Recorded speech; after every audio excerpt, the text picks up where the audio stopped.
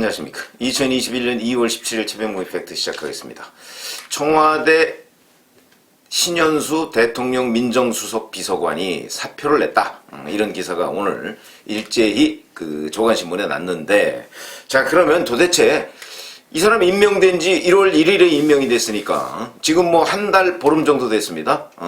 첫 번째 사표를 낸 게 2월 9일이라고 하니까 뭐 한 달여 정도 되는데 사표를 냈다. 그럼 그동안에는 무슨 일이 있었느냐? 그리고 지금 청와대에 무슨 일이 있느냐? 문재인 대통령 주변을 챙겨야 될 사람이 민정수석 아닙니까? 근데 이 사람이 한 달 정도 돼가지고 사표를 냈다 하면 대단히 심각한 무슨 문제가 있는 것으로 보이는데 무슨 일이 있는가 하는 것을 제가 취재 경험을 바탕으로 말씀을 드리겠습니다. 우선 팩트를 간단하게 말씀을 드리면, 자, 12월 31일 날 신현수 민정수석을 내정했다 이렇게 발표를 했고 1월 1일 날 임명을 한 것으로 되어 있습니다. 그런데 사의를 표명한 것은 2월 9일인 것으로 보이고, 그래서 바로 다음 날 문 대통령이 사의를 반려했다는 거죠, 사표를. 그렇게 얘기하니까 설 연휴가 끝나고 나서 15일이나 16일, 그러니까 어제나 그저께 다시 또 한 번 사의를 표명했고, 근데 또 반려를 했다고 합니다. 그런데 신현수 수석은, 자, 나는 그 사표를 철회할 생각은 없다. 지금 이 상태에 와 있다는 겁니다. 근데 그 중간에 이광철 민정비서관, 그 다음에 법무비서관, 이 사람들이 또 사표를 냈죠. 자, 그러면 이광철 민정비서관과 신현수 민정수석 사이에 이 두 사람은 같은 이유로 사표를 냈느냐, 다른 이유로 냈느냐, 이런 것들이 이제 지금 논란의 대상이 되고 있는데, 자, 일단 신현수 수석이 사표 낸 거는 법무부 인사에서 배제됐다. 근데 저는 법무부 인사에서 배제됐다는 기사가 TV조선과 조선일보에 나와서 그거를 주변에 신현수 수석이 토로했다고 해서, 사실은 제가 몇 군데 이렇게 좀 취재를 해봤는데 그 취재가 잘 안 되더군요. 왜 그러냐면 저하고 뭐 대략 같은 연배입니다. 학교도 같이 다니고요. 그랬는데 이 신현수 수석이 주변에 이렇게 저하고 겹치는 그런 친구들이 별로 없어서 그런지 그 얘기를 들은 사람은 없더라고요, 보니까. 그래서 이제 저는 믿지 않았습니다. 왜 그러냐? 대통령의 수석 비서관 말을 듣지 않을 장관은 없거든요. 그래서 저는 만약에 그 기사가 맞다면 결국은 박범계 장관이 청와대의 누군가와 대통령의 직선 라인, 직통 라인을, 한 라인을 가지고 있다. 그러니까 박범계 장관이 보기에는 이거 민정수석? 이 사람은 얼굴마담이다 라고 보는 거죠. 그렇게 하면 안 믿을 수 있습니다. 그런데 대개의 경우에는 믿지 않을 수가 없는 것이, 수석비서관의 의견은, 왜냐면 장관보다 수석비서관이 대통령을 더 자주 만납니다. 그러니까 당연히 수석비서관이 뭐라고 얘기를 하면 장관은 당연히 이게 대통령의 뜻이려니, 왜냐면 대통령의 뜻을 그때그때 확인할 수는 없는 거 아니겠습니까? 전화해가지고 대통령님 이거 이렇게 지시한 거 맞습니까? 이렇게 얘기할 수는 없는 거거든요. 그렇기 때문에 수석비서관의 뜻이 곧 대통령의 뜻이다. 그리고 수석비서관은 대통령의 뜻을 가감없이 국무위원한테 전달할 의무와 책임이 있는 겁니다. 그렇기 때문에 역대 수석비서관들이요, 그 중간에서 뭐 장난친다, 이거는 있을 수 없는 일이죠. 그게 금방 드러나진 않지만 시간이 지나면 드러나는 경우가 꽤 많습니다. 그렇기 때문에 수석비서관이 중간에 그걸 가지고 뭐 이렇게 가공을 한다든가 또는 축소한다든가 뭐 이런 경우는 지금까지 저희 경험으로 보면 드러난 건 없습니다.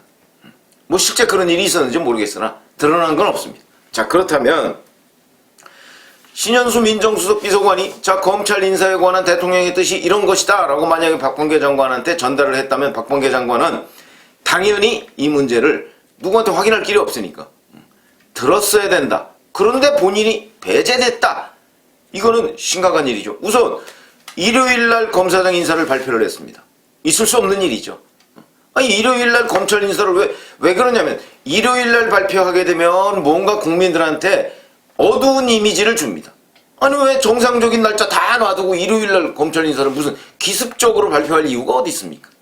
그렇기 때문에 신현수 수석은, 제가 아는 신현수 수석은 이런 일에 관해서 시스템적으로 사고방식을 하는 사람이기 때문에 적어도 일요일날 검찰 인사 발표한다는 사실을 본인이 알았다면 막았을 겁니다. 그런데 갑작스럽게 했죠. 몰랐다는 얘기다. 이제 이게 TV조선과 조선일보의 보도인데 제가 처음에 안 믿었지만 지금 돌이켜보니까 아, 그 기사가 맞았나 보다 이런 생각이 듭니다. 그럼 민정수석실에서 과연 무슨 일이 있었느냐. 오늘 여기저기 보도를 보니까 자, 신현수 민정수석을 결정적으로 문재인 대통령이 불신하게 된 게 결국 백운규 전 산업통상자원부 장관에 대한 구속영장 청구였다. 뭐 결국 기각은 됐지만 이런 보도가 나오는데 글쎄요, 이것도 제가 믿기 어렵습니다. 왜 믿기 어려우냐? 아니, 백운규 전 장관에 대한 영장을 청구할 거라는 걸 모르는 사람이 어디 있습니까? 저도 다 얘기했는데. 그러면 그걸 윤석열 검찰총장과 친한 신현수 수석이 그 자리에 왔다고 해서 그걸 막을 수 있다고 생각했다? 순진한 생각이죠. 그렇기 때문에 이거에 대한 책임을 묻는다? 이건 정말 말이 안 되는 얘기입니다. 그런데도 이런 얘기가 나오고 있다는 것은 누군가가 의도적으로 신현수 수석을 음해하고 있다. 이렇게 분석을 할 수가 있고요. 그러니까 청와대 민정수석실이 신현수 수석 쪽과 신현수 수석이 아닌 이광철 민정비서관 이쪽으로 이렇게 좀 나눠져 있는 거 아닌가. 이광철 민정비서관이라는 사람은 결국 조국 라인이죠. 그러니까 조국 라인과 신현수 신임 수석 라인 사이에 간극이 생기는 거다. 그런데 문 대통령은 그럼 누구 편을 들어주느냐. 이게 결국은 민정수석실에 기강을 바로잡는 일 아니겠습니까? 아니, 민정수석실에 공직기강 비서관이 있습니다. 공직자 기강을 바로잡아야 할 민정수석실에서 기강이 무너졌다, 이런 얘기가 되는 것이죠. 왜 그러냐? 자, 오늘 아침 보도를 보니까 박범계 법무부 장관이 청와대 검찰 인사를 협의해가면서 민정수석하고 협의한 게 아니고 이광철 민정비서관과 협의를 했고 실제 결제도 이광철 비서관이 결제판을 들고 들어가서 문 대통령의 결제를 받았다. 요거는 확인된 얘기는 아닌데 일부 언론에 이렇게 보도가 됐습니다. 저는 이것이 사실이라고 봅니다. 그건 무슨 얘기냐? 신현수 민정수석을 완전히 왕따시켰다는 얘기죠. 그러면 여기에서 문제는 뭐가 있냐? 결국 이광철은 조국 라인 아닙니까? 그러니까 조국이 여전히 힘을 쓰고 있다라고 볼 수가 있고요. 조국과 조국 라인이 청와대에서 힘을 쓰고 있고 결국 만약에 실제 박범계 장관이 이광철 비서관을 통해서 대통령 결재를 받았다면 이거는 박범계라는 사람도 엉터리고, 왜 엉터리냐? 시스템으로 일을 안 하기 때문에. 시스템으로 일을 해야 되는 거 아닙니까? 그러면 당연히 민정수석하고 일을 하고 민정수석이 대통령한테 결재를 받아서 내려오는 게 정상인데 그렇게 일을 안 했으니까 박범계 장관도 시스템보다는 사람 중심으로 일을 한다는 얘기가 되는 것이고, 그 다음에 이광철 비서관은 자기 엄연히 상관이 있습니다. 상관이 있는데 그 상관을 패싱하고 대통령을 만나서 결재를 받는다, 또는 법무부와 인사협의를 한다. 당연히 박범계 장관이 그런 얘기를 했을 때 이거는 저하고 하는 거는 시스템 업무 체계상 맞지 않습니다. 이거는 수석님하고 하셔야 됩니다. 이렇게 얘기하는 게 정상인데 그렇게 안 했다는 얘기. 그 다음에 대통령한테 이광철 비서관이 결재안을 들고 갔을 때 대통령은 아니, 이거 왜 당신이 가져왔어? 이거는 설령 협의가 수석하고 안 됐다고 할지라도 결재는 수석이 나한테 받도록 해야 된다. 이렇게 정리를 해줬어야 되는 것. 근데 그 정리도 안 됐다는 얘기가 되는 거죠. 기강이 완전히 무너졌다. 공직기강을 바로잡아야 할 대통령 민정수석실에서 기강이 무너졌고 그 안에서 이른바 파벌간 권력게임이 벌어지고 있다. 이런 얘기가 되는 것이죠. 심각한 일입니다. 심각한 일이고, 이 사람들은, 그러니까 이게 무엇을 의미하는 거냐면 이 사람들은 결국 일을 형님 동생 사이에 전부 하는 것이고, 운동권 선후배, 청와대 들어가면 다 뭐 형, 뭐 동생 이런다는 거 아닙니까? 누구 비서관 뭐 이런 게 아니고. 그러니까 그 사이에서, 그러니까 그게 유재수 전 금융위원회 금융정책국장의 감찰 무마 사건, 그때도 바로 그런 겁니다. 백원우 전 비서관, 그 다음에 이광철이 그때는 선임 행정관이었죠. 그 다음에 뭐 천경덕 행정관, 이런 사람들이 다 형동생 사이로 얽혀 있으니까 김경수 경남도지사가 밖에서 전화 한 통해서 야, 이것 좀 이렇게 해. 그러니까 다 쓱쓱쓱 처리해서 나중에 조국 당시 민정수석은 결국 뭐 들러리 서는 격이 된 거 아닌가. 이런 식이니까 결국 시스템은 완전히 무너지고, 이게 과거 노무현 정부 때도 비슷했고요. DJ 정부 때도 비슷했습니다. 왜냐면 이 사람들이 바깥에서 저 뭐 형 동생 해가면서 하는 사람들이 전부 청와대에 가서 그게 이제 노무현 대통령이 늘 얘기하는 동종교배거든요. 같은 종류의 사람들끼리 뭐 끼리끼리 어울려서 일처리하는 거. 노무현 대통령은 적어도 말로는 그거를 배격해야 된다고 얘기를 했습니다. 동종교배를 배격해야 된다. 그래서 이종 간의 교배를 해야 거기에서 뭐 열성인자가 발현이 안 된다. 뭐 이런 얘기입니다. 이게 진화론에 나오는 얘기죠. 적어도 말로는 그걸 배격해야 된다고 그러면서 실질적으로 노무현 정부 청와대는 상당수의 동종교배가 이루어진 것은 부인할 수 없는 건데, 자, 문재인 정부는 아예 배격해야 된다는 말도 안 합니다. 그러다 보니까 자기네들이 형동생 해가면서 시스템은 완전히 무너진 가운데 이런 일이 벌어진 것이다. 이건 결국 인치다. 인치다. 민정수석 비서관이 왕따를 당하는 이런 시스템은 이건 대통령이 알았다면 좌시해서는 안 되는데 대통령은 오히려 그걸 용인했다. 이렇게 볼 수가 있는 거죠. 본인이 민정비서관이 가져온 결재를 했으니까. 이런 의미가 되는 것이고, 그 다음에 신현수 수석을 임명할 때부터 여권 내부에서 그런 얘기가 나왔습니다. 신현수 수석하고는 코드가 잘 안 맞을 텐데 왜 그러냐? 신현수 수석은 그 일반적으로 조직 생활을 해본 사람입니다. 검찰 출신 아닙니까?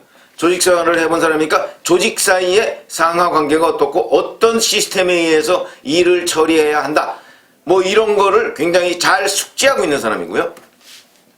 그 다음에 외부의 청탁이나 뭐 이런 거 웬만하면 잘 안 들어준다고 합니다. 그거는 이미 문재인 정부 때 국정원 기조실장을 했었죠. 그때도 그런 얘기들이 많이 들렸습니다. 국정원 기조실장은 국정원의 인사와 예산을 장악하고 있는 자리인데 그 자리에 갔을 때 얼마나 여권 사람들의 부탁이 많았겠습니까? 그 부탁을 대부분 커트했다. 그래서 사실은 그 신현수 수석이 여기저기에 많이 거론은 됐는데 결정적으로 낙점을 못 받았던 이유는 여권 내에 비토 세력이 있었던 겁니다. 이번에는 자, 추미애 전 법무부 장관이 윤석열 검찰총장과 온갖 윤석열 검찰총장을 압박하다가 그게 모두 다 실패로 돌아가니까 이 국면을 좀 바꿔야 되겠다는 생각으로 검찰 출신인 신현수 수석을 임명한 것으로 보이는데, 그럼 이제 신현수 수석이 윤석열 검찰총장을 어느 정도 이렇게 제압할 것으로 아주 그러니까 연착륙할 것으로 이렇게 기대를 했는지는 모르겠으나 그거는 신현수 수석 생각이 윤석열 검찰총장 생각과 제가 알기로는 크게 다르지 않다고 봅니다. 검찰은 검찰의 일을 하는 것이고 장관은 그 검찰이 일이 잘못돼 갈 때, 아니 이 사람들이 뭐 표적 수사를 한다든가 뭐 아니면 뭐 어느 쪽에 뭐 편파 수사를 한다든가 했을 때 그걸 바로잡는 인사권 내지는 지휘권을 행사하면 되는 것이죠.